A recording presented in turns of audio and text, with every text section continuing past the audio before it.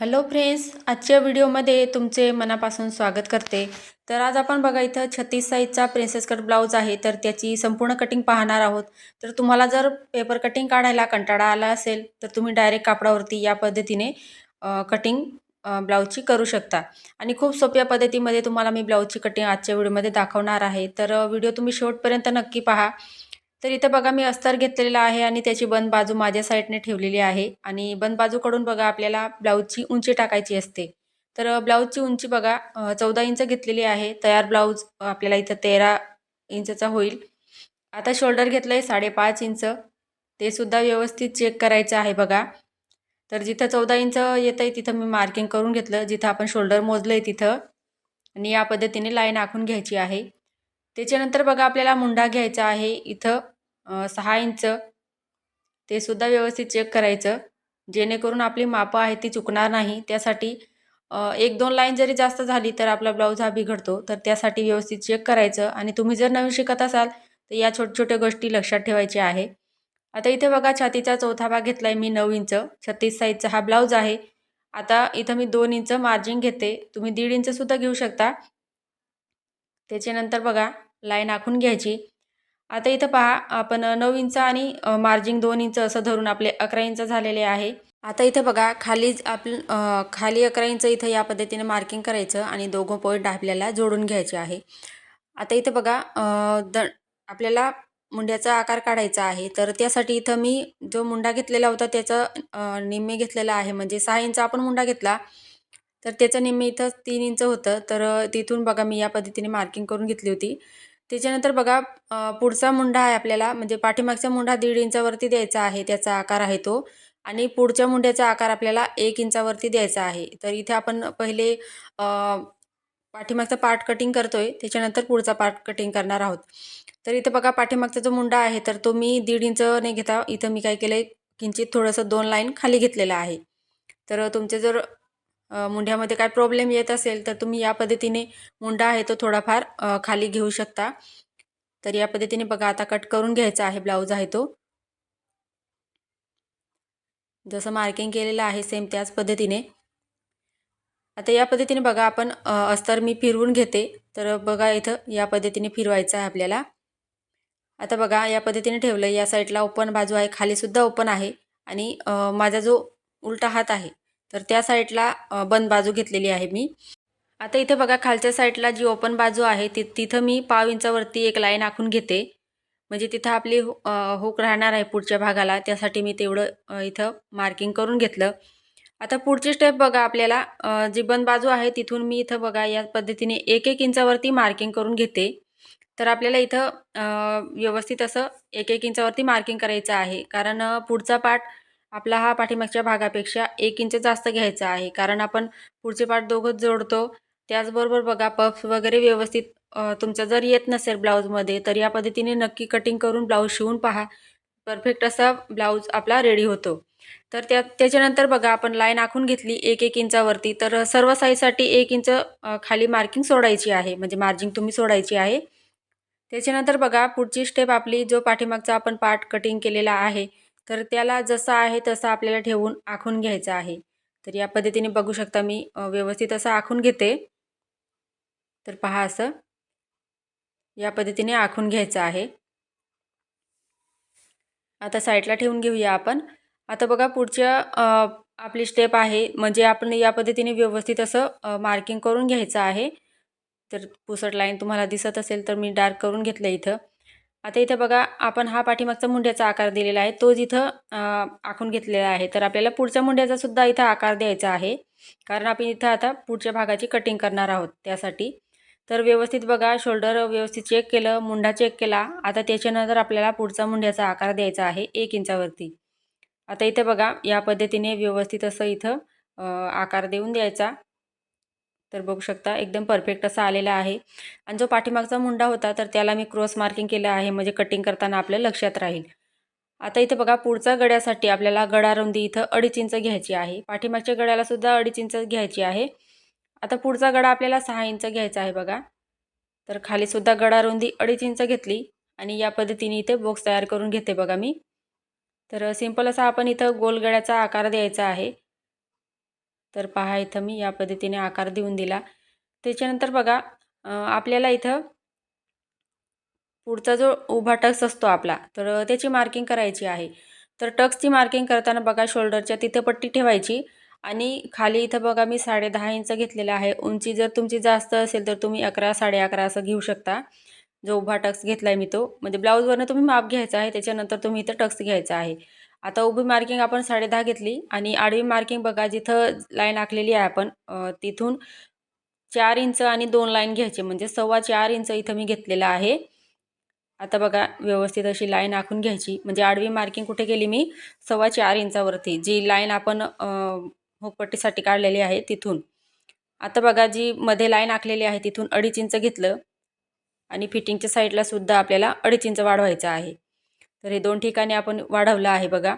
आता मधली जी लाईन आखलेली होती तिथून सुद्धा वरती 2.5 इंच घ्यायचं आहे म्हणजे 3 ठिकाणी आपण 2.5 इंच घेतलेले आहे बघू शकता. आता मुंडेच्या तिथून आपल्याला 1 इंचावरती मार्किंग करायची आहे. तर 1 इंच घेतलंय ते सर्व साईजसाठी आहे आणि खाली जे आपण 2.5 इंच घेतलेलं आहे तर ते साईजनुसार त्याच्यात बदल होत राहतात. तर त्यासाठी तर इथे बघा आपल्याला आता प्रिन्सेसचा आकार द्यायचा आहे. आता या पद्धतीने मी कापड जो आहे तो फिरवून घेतलेला आहे. कारण या पद्धतीने मला आकार देता येत होता तसा. तर तो व्यवस्थित वाटत नव्हता त्यासाठी बघा मी त्याच्या साईडहूनच मी इथं घेतलेला आहे. आणि जसं तुम्हाला चांगला आकार वाटत असेल तर तसं तुम्ही द्यायचं आहे आणि जेवढी तुम्ही प्रॅक्टिस करणार तेवढा ब्लाऊजमध्ये फिनिशिंगसुद्धा येतो आणि ब्लाऊजची कटिंगसुद्धा तुम्हाला परफेक्ट जमेल. तर बघू शकता मी इथं आखून घेतलेलं आहे. आता ही बघा ही जी मार्किंग होती तर ती आपली पाठीमागच्या भागाची फिटिंगची साईड आहे आपली ती.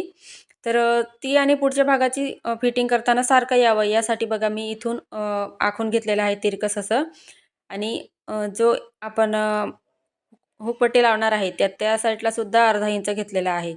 तर बघू शकता तुम्ही स्क्रीनशॉटसुद्धा याचा काढू शकता. म्हणजे तुमच्या लक्षात येईल ब्लाऊज कटिंग कसा करायचा. जी मार्किंग आपण इथं घेतलेली आहे म्हणजे शोल्डर मुंडा किती घेतलेला आहे. तर या पद्धतीने डायग्राम काढून ठेवायची आणि त्याच्यानंतर बघा इथं जी मार्किंग मापं घेतलेली आहे आपण ती लिहून ठेवायची. म्हणजे तुम्हाला कटिंग करायला सुद्धा सोपं जाईल. म्हणजे तुम्ही वही उघडून तुमचं इथं ब्लाऊजची कटिंग करू शकता.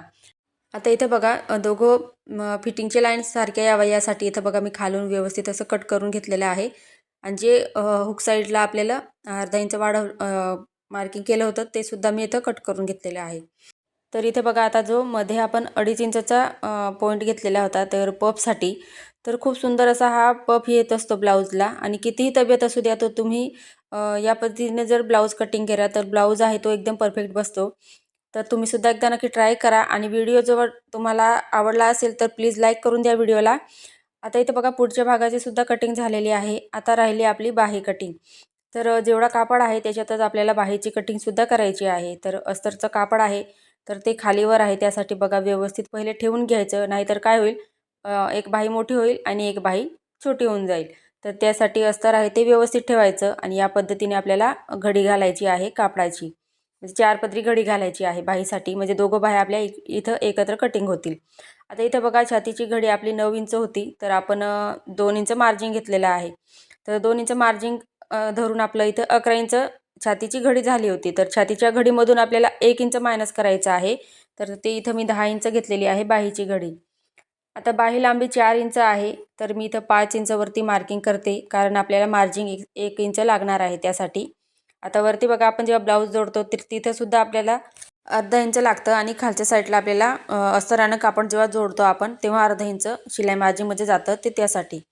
आता बघा इथं बाहीचा म्हणजे मुंड्याचा आकार देण्यासाठी वरून मी खाली 2.5 इंचावरती मार्किंग करून आतल्या साईडला 2 इंचवरती मार्किंग करायची आहे आणि या पद्धतीने तिरकस लाईन आखायची आहे बघू शकता तुम्ही.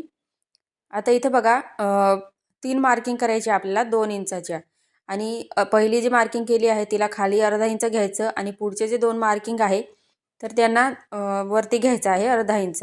आता तिघं पॉईंट आहे तर त्यासाठी जोडताना बघा इथं पहिले मी इथं पुढचा जो मुंड्याचा आकार आहे तर तो दिलेला आहे आणि त्याच्यानंतर हा पाठीमागचा मुंड्याचा आकार दिलेला आहे. तर पहा इथं या पद्धतीने. तर बाही आपल्याला अंदाजे न देता बघा या पद्धतीने परफेक्ट अशी द्यायची आहे म्हणजे काय होईल बाहीमध्ये फुगासुद्धा येणार नाही आणि बाही आहे ती आपली परफेक्ट कटिंग होईल. आता इथं बघा दंडघेर आहे ते 7 इंच घेतलेलं आहे आणि 2 इंच पुढे आपल्याला मार्जिन घ्यायचं आहे. तर या पद्धतीने मार्किंग करून मी कटिंग करून घेते बघा. आता बाहीची कटिंग करताना सर्वात पहिले आपल्याला पुढचा जो मुंड्याचा आकार आहे वरचा पाठीमागचा मुंड्याचा, तर तो इथे या पद्धतीने कट करायचा आहे. आता इथे बघा बाही ओपन करायची आहे. त्याच्यानंतर आपल्याला इथं पुढच्या मुंड्याचा आकार द्यायचा आहे. तर बघा इथे बाहीसुद्धा आपली परफेक्ट अशी कटिंग झालेली आहे. आता इथे बघा मी ब्लाऊज पीसचा कापड घेतलेला आहे आणि त्याला असं पूर्ण गोळा झालेला होता तो कापड आहे तो. तर इथं त्यासाठी मी व्यवस्थित असं त्याला प्रेस करून घेतलेला आहे. आता बघू शकता व्यवस्थित ठेवून घ्यायचं आपल्याला आणि बंद बाजू आहे नेहमी आपल्या साईडने ठेवायची आहे. आणि बघा इथं या पद्धतीने ठेवायचं आहे मेन जो कापड आहे आपला त्याला. तर बघा आता आपल्याला इथं काय करायचं आहे, जो आपण अस्तरचं कापड आता कटिंग केलेलं आहे तर ते अस्तर आहे ते आपल्याला मेन कापडावरती या पद्धतीने ठेवायचं आहे. तर पाठीमागचा जो पार्ट आहे तर तो नेहमी आपल्याला बंद बाजूकडून ठेवायचा असतो. आता इथं बघा अर्धा इंचचं कापड एक्स्ट्रा मार्जिन सोडून आपल्याला अस्तर आहे ते व्यवस्थित कापडावरती ठेवून कटिंग करून घ्यायचं आहे. तर इथं आता बघा मी बाहीची कटिंग ठेवते, म्हणजे बाही कटिंग करूया आपण आता. तर या पद्धतीने ठेवायचं आहे बघा. आणि बाहीला सुद्धा आपण अर्धा इंचची मार्जिन सोडून कटिंग करणार आहोत. तर तुमची बाही जर जोडताना कमी पडत असेल तर तुम्ही एकदा नक्की या पद्धतीने बाहीची कटिंग करून पहा. वाटल्यास तुम्ही जर नवीन शिकत असाल तर पेपरवरती पहिले प्रॅक्टिस करा. तर हळूहळू असं बघा प्रॅक्टिस केल्यानंतरच तुम्हाला डायरेक्ट कापडावरती सुद्धा कटिंग जमेल. तर या पद्धतीने आता बघा जे पुढचे पार्ट आहे तर ते सुद्धा मी जिथं बसताय कापडावरती तिथं ठेवून घेते व्यवस्थित आणि ते सुद्धा आपण कट करून घेणार आहोत. तर हा जो ब्लाऊज आहे बघा कटिंग जेवढी सोपी आहे तेवढी स्टिचिंगसुद्धा खूपच सोपी आहे. तर तुम्हाला या ब्लाऊजची संपूर्ण स्टिचिंगचा व्हिडिओ पाहायचा असेल तर कमेंटमध्ये मला नक्की सांगा. तर या पद्धतीने आता बघा अर्धा इंचची मार्जिन सोडून आपल्याला दोघं पार्ट आहे ते इथे कट करून घ्यायचे आहे. बघू शकता मी इथे या पद्धतीने कट करून घेते. तर फ्रेंड्स तुम्हाला आजचा व्हिडिओ कसा वाटला कमेंटमध्ये मला नक्की सांगा. चॅनलवर नवीन असाल तर प्लीज चॅनलला सबस्क्राईब करायला विसरू नका, जेणेकरून नवीन व्हिडिओ सर्वात पहिले तुमच्याजवळ पोहोचेल. पुढचा व्हिडिओ तुम्हाला कोणत्या टॉपिकवर पाहायचा आहे ते सुद्धा मला नक्की कळवा. आजचा व्हिडिओ पूर्ण पाहिल्याबद्दल धन्यवाद.